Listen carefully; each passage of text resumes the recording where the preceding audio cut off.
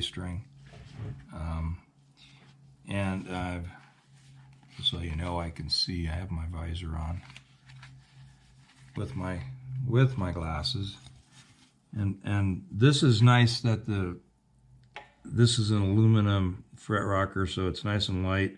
It's not pushing on these strings at all.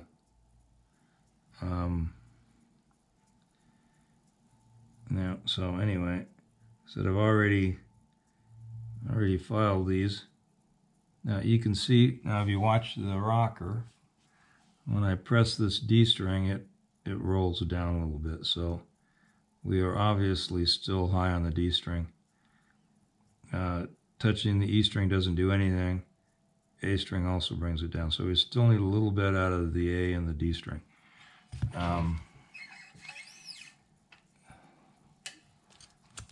I haven't retuned this. It's not hard. I'll almost use the wrong size. This is a 26,000th string and 26,000th file, and so I'm taking very, very little material out with each pass.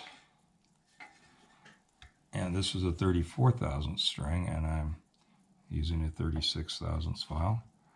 And so I won't rock it back and forth this way like I did the other one, just to give myself a tad of clearance. Now, you could tell that I took very, very little material off of that. Still bringing it down. The D string's not doing anything right now. It's wiggling the thing, but it's not really dropping it, so that's good. So we take a little more out of that A string, and that should get us there.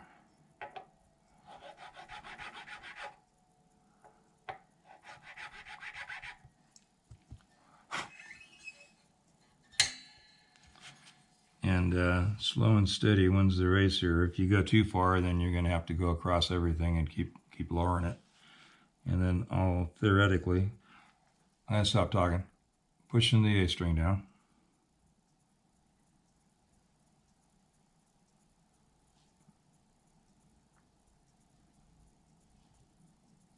So I'm getting no movement out of this at all when I push these three strings down.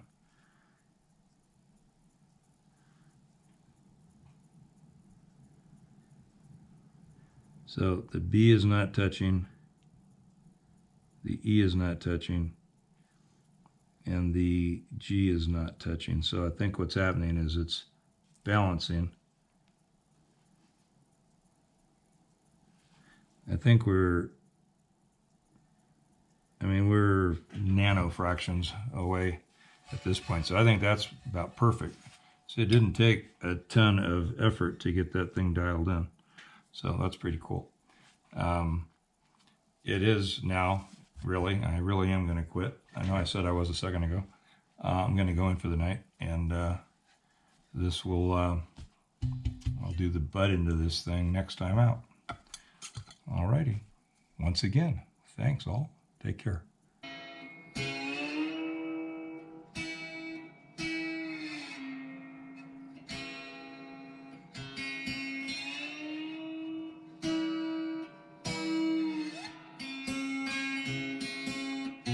It makes me think of Pink Floyd for some reason. I don't know what. There it is. I'm using a piece of copper pipe that I used at some point as a slide. I put that notch in it so that I could bend my finger. It never worked. I've never learned how to play slide. I'm just terrible at it.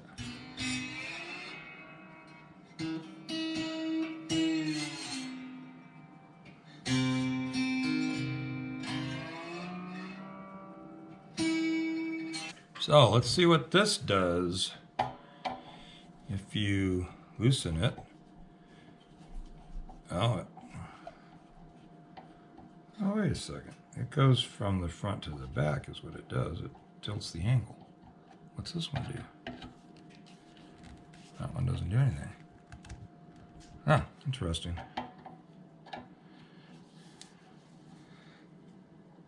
So maybe if you had rolled that forward, it would have pulled the back edge up. I gotta unplug this thing.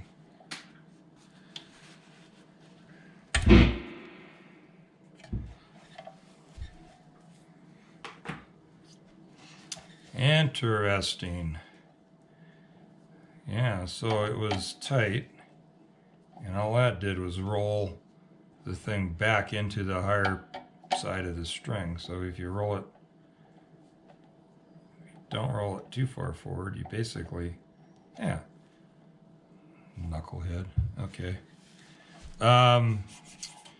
So that is way better already with the simple twist of a screwdriver. However, now it's touching the front. Now who's the knucklehead? Huh.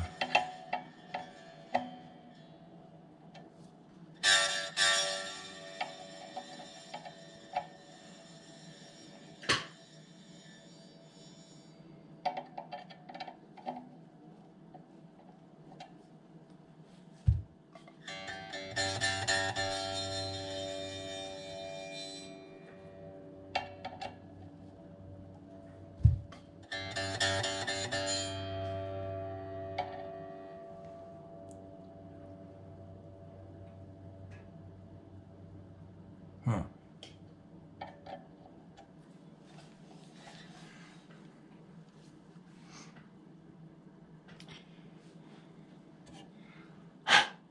It does appear to be bottomed out there too, right where this connects.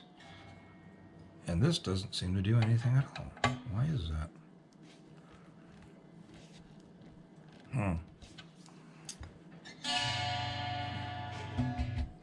Well, I'm going to straighten this saddle out here, and then I'm going, when I pull the strings off of here, I'm going to pull this housing off and have a look at this mechanism and see if there's any way that I can make that come up a bit more.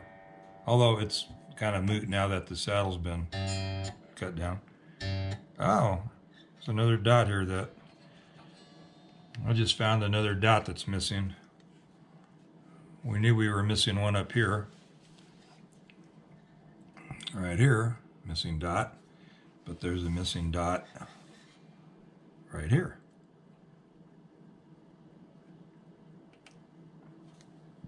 And this bit of fretboard, for lack of a better term, is really cut off at an angle, and I don't know how that would have been done plain.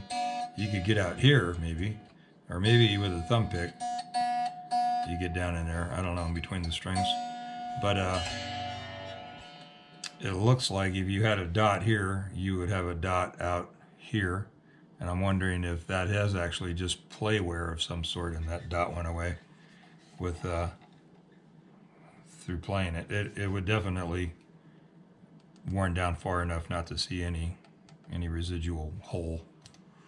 Anywho, I should see if I can find pictures of these and see if I can find one with a dot over here. Anyway, yeah, so too much talking, too much talk. Do work. Stop talk. All right. I don't know why I have this paper towel. I had something else laying here actually that I was concerned about. I don't think I need to concern myself. This is kind of cool though. It's got like actually shaped like a little carve, like a little Les Paul back or something, you know? Cute. Well, Les Paul backs are actually flat, right? But or like a Les Paul top on the back of this Ricky. Anyway. All right, visor down. This is gonna be fun. Let's just put it right there and see what we get.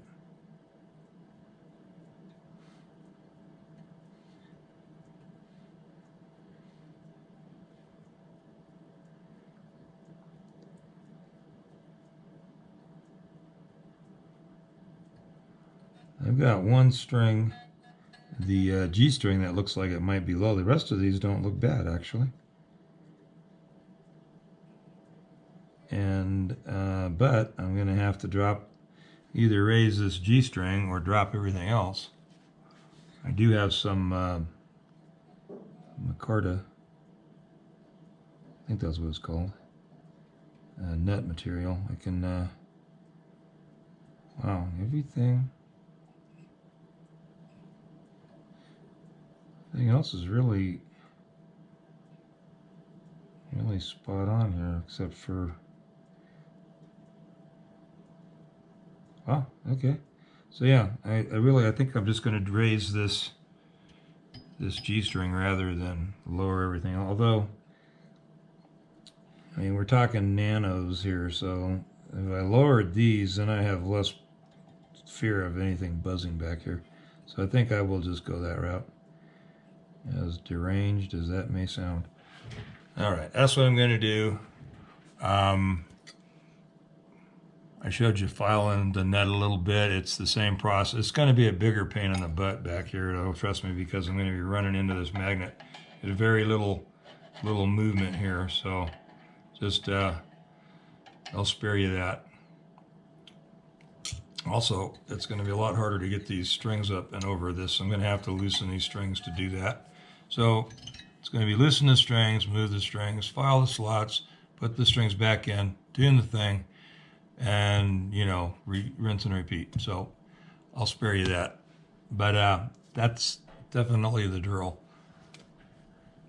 All right, guys. So here's the weird stuff we get into as guitar techs. Now, I loosened all the strings off, pulled them all out of the saddle as I went across, filed everything down a fuzz except for the G. And, well, and this is actually a G in this case. I'm rabbit trailing myself here. This is actually tuned G, B, D, G, B, D. So if I say the E string or the A string, I'm just talking about standard tuning, even though this guitar is not in standard tuning. I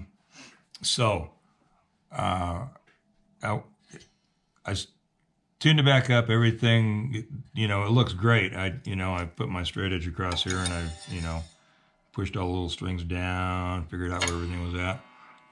It's great. But for some reason now, the high E string is buzzing on the magnet. Oh, that was my fingernail.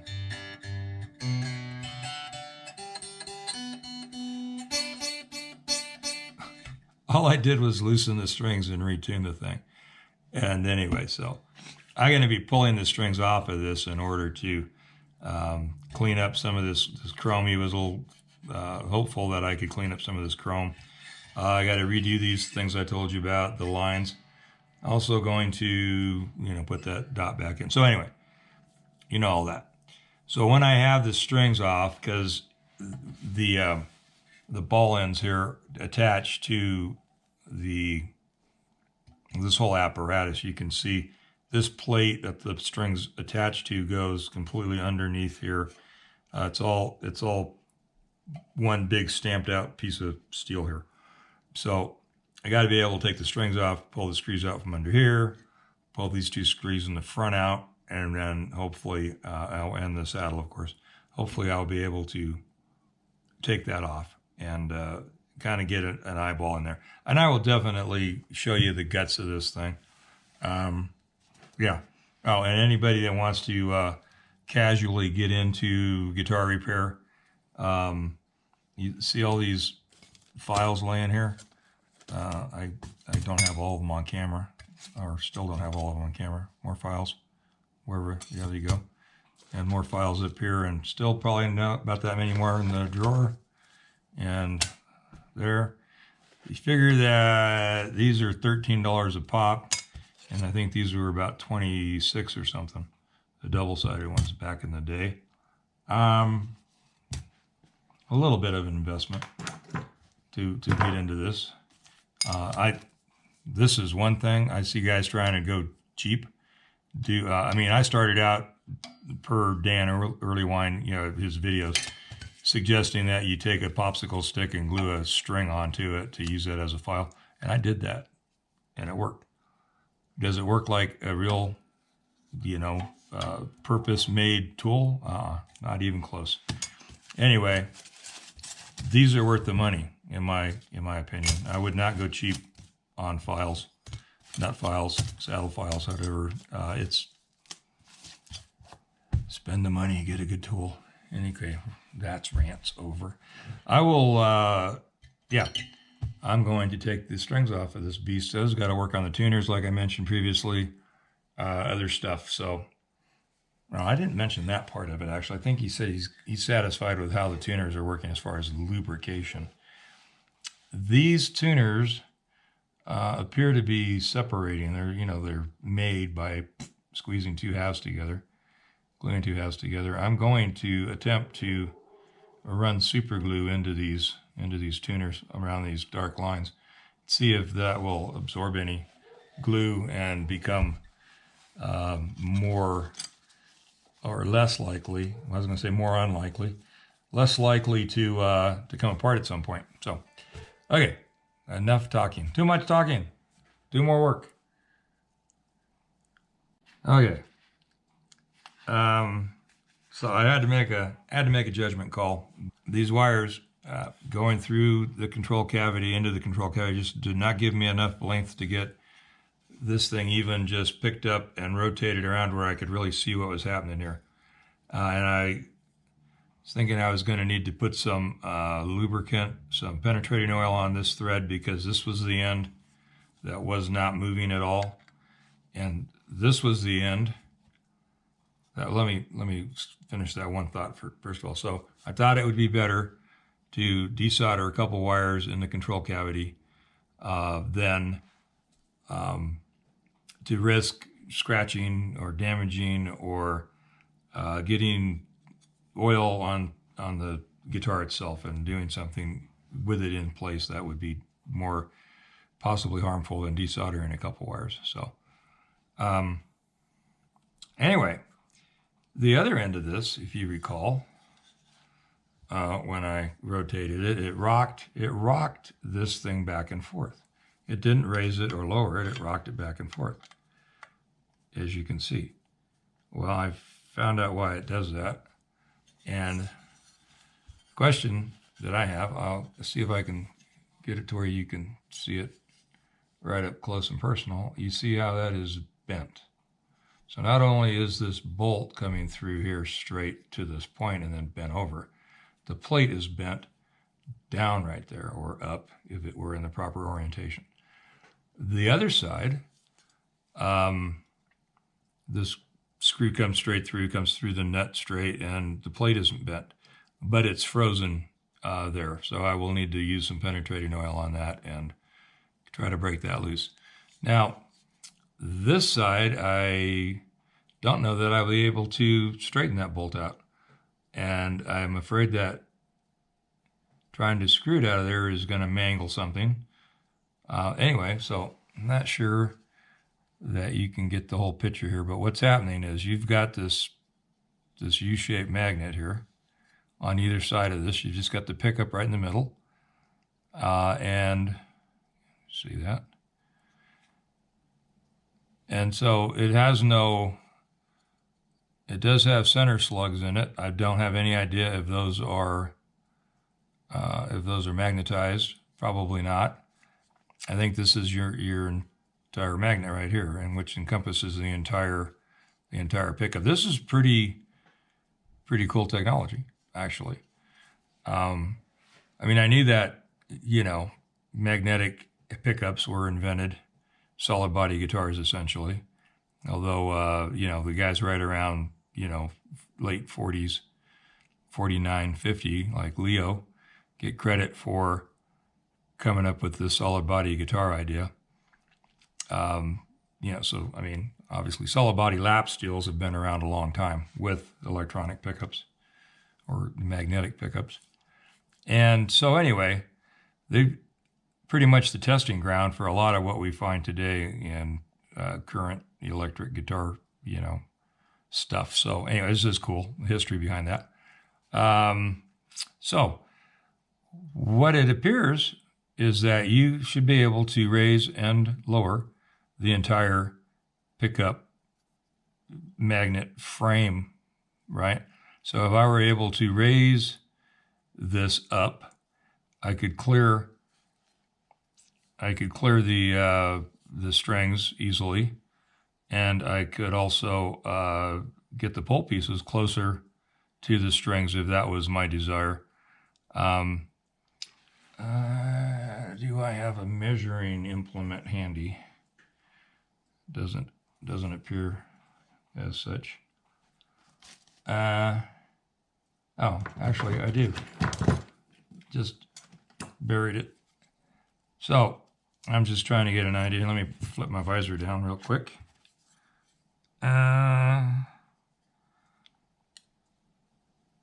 So what does that give me? I have about 3/16 on the high end, you know, the uphill end of these magnets from the pole pieces. It looks like about 3/16. Trying to actually get in there and touch one and see the ruler, though, is a good trick. Yeah, 3/6, no, 1/4 inch. Yeah, about a 1/4 inch.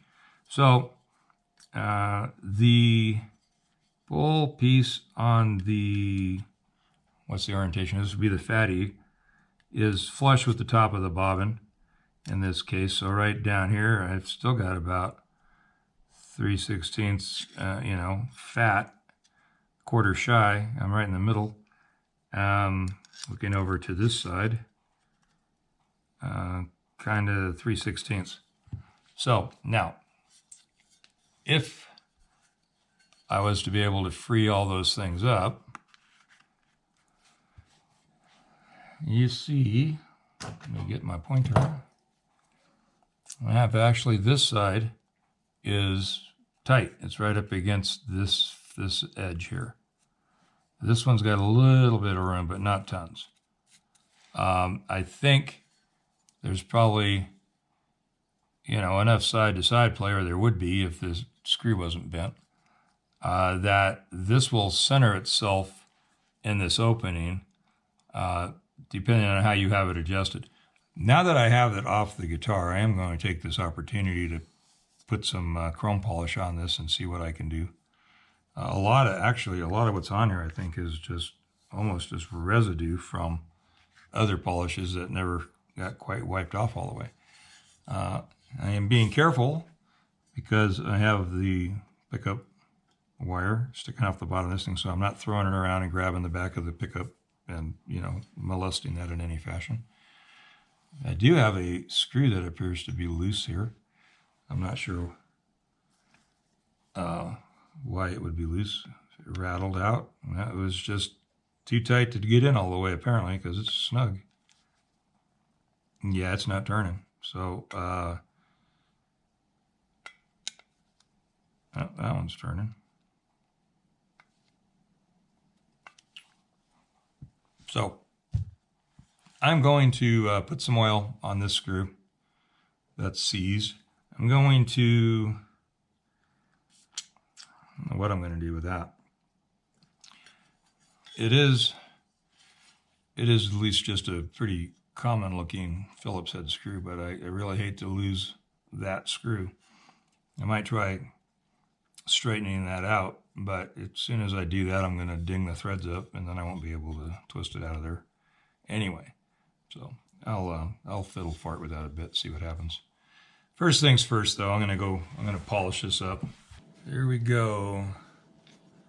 So the pickup back in the bracket, I'm not sure you saw it come out of the bracket. I'll explain what I had to do. But anyway, polish this up with a couple different things. This is turtle wax rubbing compound as a starter, and then the semi-chrome polish.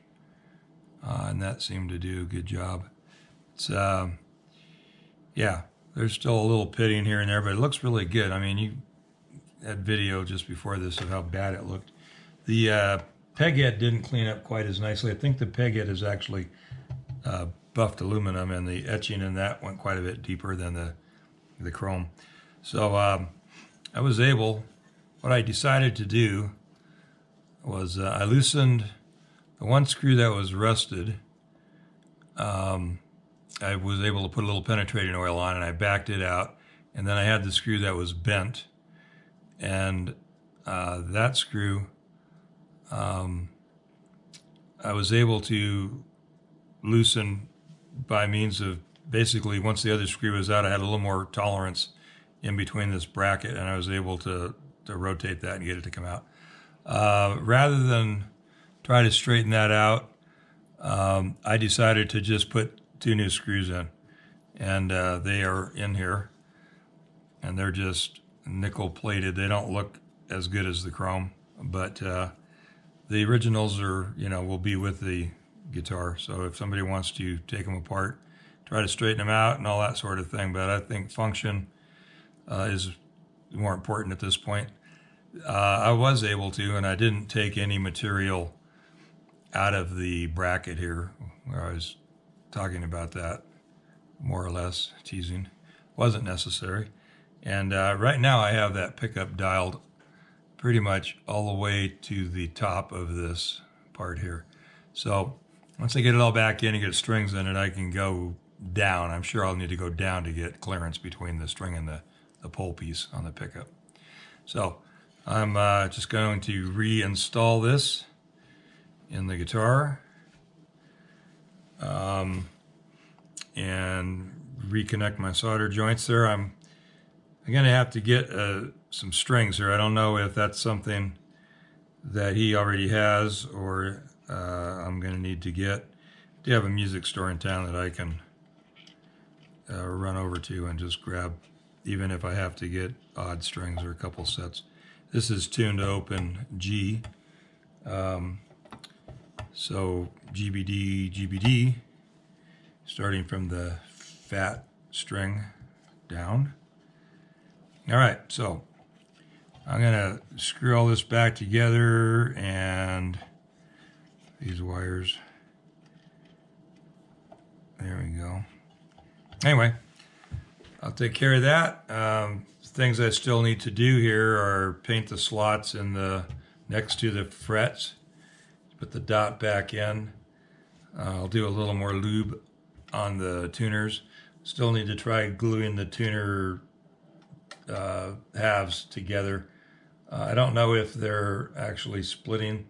They do look like they're liable to split apart. So at any rate, I just wanted to kind of do a quick, maybe not so quick, update on how the cleanup and the reinstall on the pickup went, just to see what kind of adjustability we would have there. And actually it works quite well with non-bent or rusty screws in it. So all right, and I took care of the re-gluing the dots. Actually, as I was cleaning the fretboard off with some naphtha and a brush, I noticed that some dots were missing when I got them. I found them all, and then I went ahead and tested all the other ones. And I did pull a couple more out, so I went back and re-glued the dots that were loose. This one, maybe I can get it to pop out on camera. This one will not pop out, but anyway, that one did. I think one of these, that was already out. That one came out, and a couple of these came out. Anyway, then I had a hole over here, so I painted that hole because I don't have a dot that fits that, and the owner said just throw some paint in there, so it's a little more obvious. I'm in the process of repainting the grooves here. And from what I can see in the monitor, it looks like they look massive. They're not. They're perfectly clean, straight lines. Now, I did a little experimentation here. I was reminded of a thread I had going on a forum with a friend of mine, and we were talking about trying different things. He was specifically talking about fabric top guitars, and I've told him what I did and what Texas Toast does, and he's going to try some things.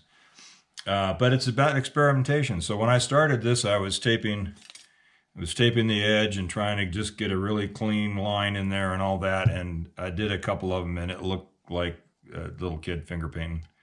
And that I didn't want to do because the owner, in fact, said that if he did it, it would look like a little kid finger painting. So I knew I had to do better than that. So what I tried, and it worked out really well, is I just put some naphtha on a t-shirt and you know, got it ready, and I sprayed paint in a little cup here because I was going to buy some model paint at work, and there wasn't any to be had in white. So just put it on the brush. I have my visor on so I can sort of see what I'm doing, and then just kind of flattening the brush out as I dab the paint so I can get in the crack here. Now, as you can see, when you first put this on, it does look rather terrible. I got to imagine this is how they did it in the factory, because you couldn't spend tons of time doing this. Of course, excuse me, labor was not what it is now in relationship or relative to what it was then. Labor relative to material costs and all that was much lower than it is now. Labor is now your most expensive thing, here in the States anyway. By far the most expensive thing. So just making sure that I've got paint down in the crack, and I'm not terribly worried about painting outside the lines, although I am trying to be somewhat neat because I don't want to have to rub tons of this stuff off. And then I'm just hitting it with the rag, moving my finger over so I don't drag paint through again. And I lean in and take a good look at it. My naphtha's already started to dry out, so I'm not quite perfect here. Now that one looks really clean. I'm going to do this one again a little harder. Do the ends. Oops. Smeared a little paint there. And yeah, it looks like I'm still a little, but that's the process. Excuse me, I just got a tickle in my throat, of course, because the camera's on. I'm going to put a little more naphtha on my rag and do another one here for demo.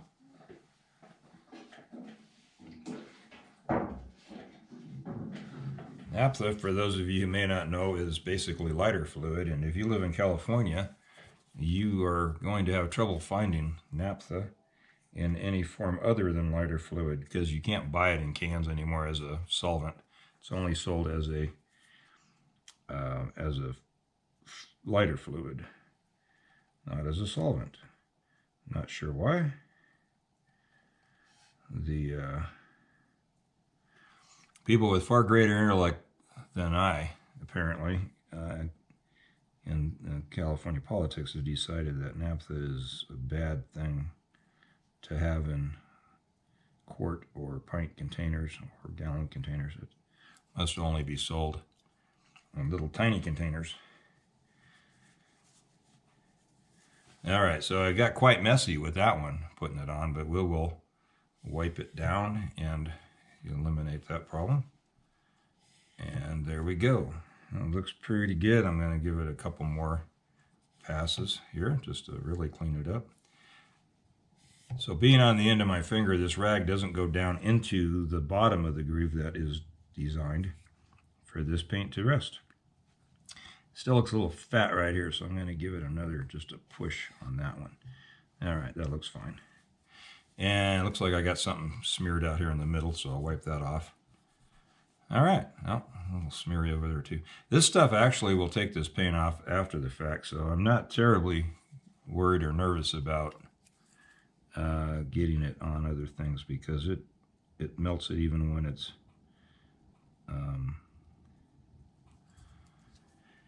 even after it's had a chance to dry a bit. There we go. All right, now you may also notice that it looks pretty white, and that compared to the color here of the body, the metal lids here. So I'm going to go back over this with some kind of oil, maybe just even a little linseed oil I use for fretboards, with a little brush. Do the same kind of thing. Just roll it over there, wipe it off so that it will kind of just cut some of the glare off of that white paint there. We don't want it to look like a fix, right? We want it to look like it belonged there from the beginning. So that's what's happening here. So yeah, I hope that was clear enough in the video. I know it's kind of all over on the one end of the screen there because of the way my bench and my camera are all lined up. Anyway, thanks for hanging out, guys. and gals. Take care.